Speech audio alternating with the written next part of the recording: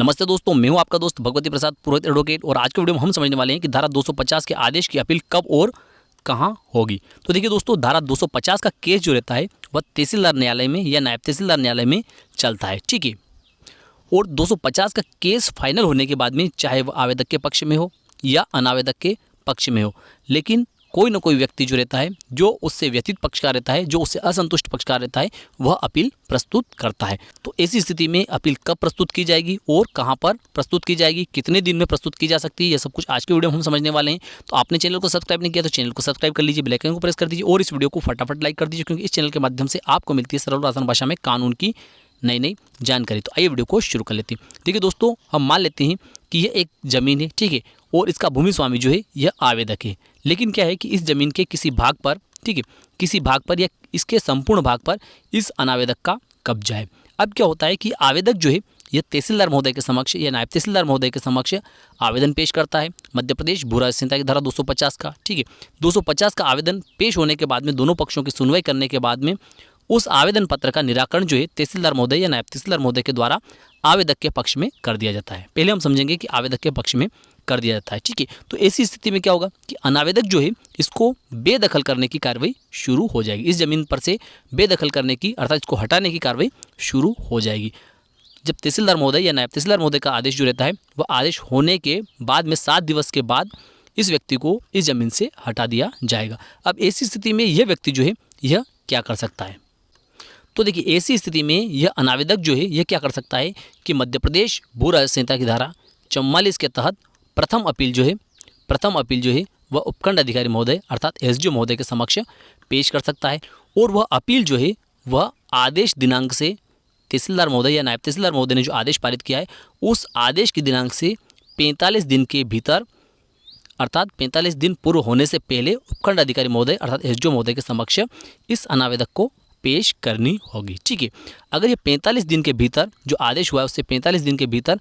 Appeal पेश नहीं कर पाता है तो ऐसी स्थिति में यह व्यक्ति जो है यह धारा 5 लिमिटेशन एक्ट की अर्जी लगाकर भी उपखंड अधिकारी महोदय के समक्ष अपील पेश कर सकता है, ठीक है। लेकिन उसको धारा 5 को साबित करना होगा कि यह 45 दिवस के भीतर उपखंड अधिकारी महोदय के समक्ष अर्थात एसडीओ महोदय के समक्ष अपील प्रस्तुत क्यों नहीं कर पाया। अगर सद्भाविक कारण लगता है उपखंड अधिकारी महोदय को तो इनके द्वारा धारा 5 की अर्जी को स्वीकार करते हुए इसकी अपील जो है, अनावेदक की जो अपील है मध्य प्रदेश भू राज्य संहिता की धारा 44 के तहत की, उसको सुनवाई के लिए रख लिया जाएगा, ठीक है। अब देखिए, अगर इस व्यक्ति के खिलाफ तहसीलदार महोदय और नायब तहसीलदार महोदय ने 250 के प्रकरण में आदेश पारित कर दिया है तो इस व्यक्ति को केवल अपील पेश करने से उपखंड अधिकारी महोदय अर्थात एसडीओ महोदय के समक्ष केवल मध्य प्रदेश भू राज्य संहिता की धारा 44 के तहत अपील प्रस्तुत करने से कुछ नहीं होगा। इसको उपखंड अधिकारी महोदय के समक्ष धारा 52 मध्य प्रदेश भू राज्य संहिता का आवेदन भी पेश करना होगा। उसमें यह रहता है कि तहसीलदार महोदय या नायब तहसीलदार महोदय ने जो धारा 250 का आदेश पारित किया है और उस आदेश के माध्यम से इस जमीन पर से इस अनावेदक को हटाकर इस आवेदक को कब्जा देने का जो आदेश पारित किया है उस आदेश को रोके जाने का जो प्रावधान दिया गया है वह धारा 52 में दिया गया है, ठीक है। कि जो तहसीलदार महोदय ने या नायब तहसीलदार महोदय ने आदेश पारित किया है उस आदेश को स्थगित रखा जाए, अर्थात उसको स्टे रखा जाए। इस प्रकार के प्रावधान जो दिए गए हैं वे धारा 52 में दिए गए हैं। तो इसलिए इस अनावेदक को जब यह उपखंड अधिकारी महोदय के समक्ष मध्य प्रदेश भू राज्य संहिता की धारा 44 के तहत अपील पेश करता है तो उस अपील के साथ में इसे धारा 52 का आवेदन पत्र भी पेश करना चाहिए और इस अनावेदक को उपखंड अधिकारी महोदय से यह निवेदन करना चाहिए कि तहसीलदार महोदय या नायब तहसीलदार महोदय ने जो आदेश पारित किया है वह गलत आदेश है, उसके संबंध में मैंने अपील पेश कर दी है, इसलिए अपील के निराकरण तक धारा 52 का आवेदन पत्र मंजूर करते हुए तहसीलदार महोदय या नायब तहसीलदार महोदय का जो आदेश है उसे स्थगित रखा जाए। ऐसी स्थिति में अगर उपखंड अधिकारी महोदय जो है वे धारा 52 के आवेदन पत्र को स्वीकार कर लेते हैं तो तहसीलदार महोदय या नायब तहसीलदार महोदय का जो आदेश है धारा 250 का, उस आदेश को स्थगित कर दिया जाएगा। और जब तक कि उपखंड अधिकारी महोदय चाहते हैं, अर्थात अपने आदेश के माध्यम से चाहते हैं, तब तक इस जमीन पर से इस अनावेदक को इस आवेदक द्वारा नहीं हटाया जा सकता है। अब जैसे जो अपील इस व्यक्ति ने उपखंड अधिकारी महोदय के समक्ष प्रस्तुत की है और उस अपील में इस व्यक्ति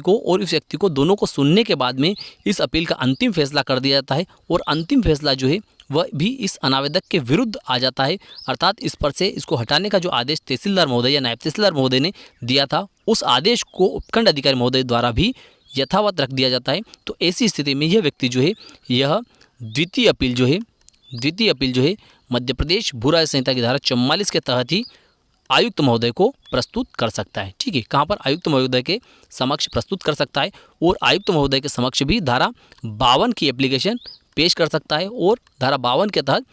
जो तहसीलदार महोदय ने और उपखंड अधिकारी महोदय ने जो आदेश पारित किया है उसको स्थगित करवा सकता है। और जो अपील सेकंड अपील जो पेश होगी आयुक्त महोदय के समक्ष, जो सेकंड अपील पेश होगी वह अपील भी उपखंड अधिकारी महोदय के द्वारा जो पारित आदेश है उस आदेश से 45 दिवस के भीतर इस अनावेदक को आयुक्त महोदय या अपर आयुक्त महोदय के समक्ष प्रस्तुत करनी होगी। तो मैं विश्वास रखता हूं कि आज का वीडियो आपको अच्छा लगा होगा। अच्छा लगा तो इस वीडियो को लाइक कर दीजिए, अधिक से अधिक लोगों तक इसको शेयर कर दीजिए। फिर मिलते हैं अगले वीडियो में, तब तक के लिए जय हिंद जय भारत।